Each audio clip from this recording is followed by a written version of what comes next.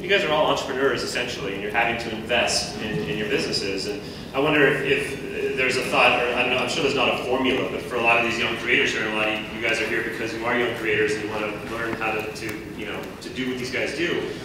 Is there kind of a way to think about how much to invest? Do you spend $10,000 on a video? Do you try to spend $100 on a video? I mean, or do you just sort of make a video that's the best video you can and just see what happens with it? Is there a way of thinking about that? Oh, anyone? I was just thinking that I can't answer that. All my videos cost nothing. True. That's true, yeah. Well, I'll get to you in a second though, because you've done some other investing this year, which has been exciting. Well, maybe we can jump into that now. I mean, obviously, Phil, you've built out a whole new channel. It's been a YouTube-funded product at SourceFed, but you've also been expanding your infrastructure and making some investments in people and in the studio, office space. I would love to hear, obviously since last Vidcon, that's kind of been a major development in your business and in your life and your career. Maybe talk to us a little bit. Just, I know it was a YouTube-funded project, but you definitely have made some tough calls. You've made some investments and built out what is a full kind of studio business. And so talk us through kind of that year, how that sort of came about. That's so much stuff. I know it is. I'll target it. Okay, so the past year we started, I don't know if anyone watches it, the new premium channel, SourceFed.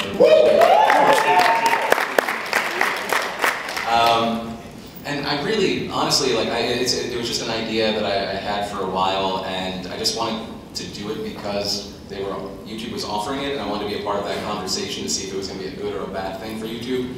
But as far as like setting up the business, everything I do just goes towards being able to do my show at the end of the day, like whether it's SourceFed, whether it's the investment I think you were talking about with my merchandise company where we sell shirts and posters ourselves rather than going through a third party.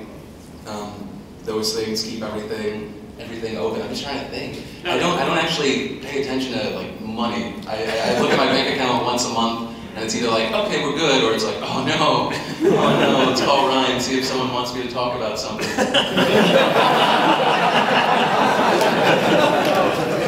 Well, you guys, you moved into an office. You took that step. You have a studio, you have an office, and that decision for all you guys. Actually, I'd love all of you guys to talk a little bit about your infrastructure. I think from one end of the table to the other is a very different sort of infrastructure you guys have built out. I think it'd be great for these guys to kind of hear what your full kind of operation looks like. We can start with Mark. I sit in my office in my underwear sometimes.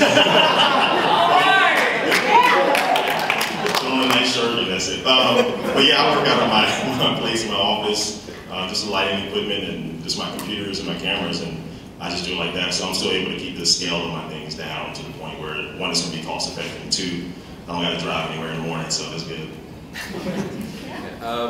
My show has, I would say, 3 people on. Well, yeah, 3 people on it. I have 2 others and a producer / does everything that I don't want to do person, and then SourceFed's 9 people, and yeah, that's just a machine.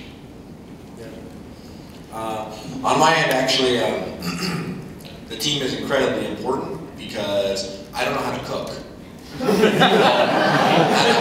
think that's a hidden beauty of EpicMealTime is that the ideas come from someone that doesn't know jack shit. And I remember, we had hired a chef earlier on, episode 5, 6, somewhere around there. And I remember talking to him, sharing some ideas, being like, oh, we're going to put cheese on the lamb. And he was like, what kind of shit? I'm like, doing this one. He said, that's cheddar. You don't mix cheddar and veal. And I was like, you're fired. It's not what was supposed to be or isn't, like we make chili, we dig a hole out of it with our hands and pour 4 Loko into it. It's not about like, being a chef or anything like that. So I got guys on my team that, know how to cook. Some of them have places that we cook at sometimes, never at my house. And, I get like these phone calls once a week where, I call up some of the guys, I'm like, hey, here's what we're doing this week, all right? We got to get carcasses or whatever. And the conversation starts there and it mutates. And, I single-handedly edited like the first 70 videos of EpicMealTime. And it took a long time for me to basically pass the responsibility on to someone else and start to supervise and oversee that, but it was taking up too much time. And one thing that I did was I taught all the guys that got into EpicMealTime for just being funny or like knowing how to cook.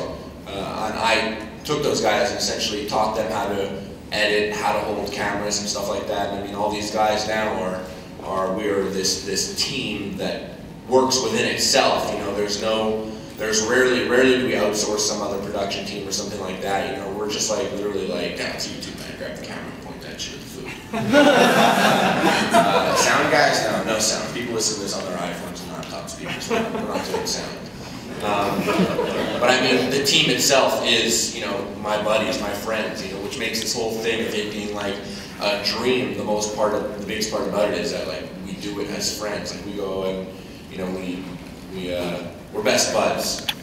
We'll make videos on the internet. There's really nothing else to say about it. Right, guys? Yeah, that's my friend.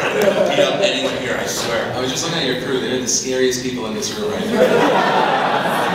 Look at the orange shirt. For saying that. PhillyD's gonna get stomped out later.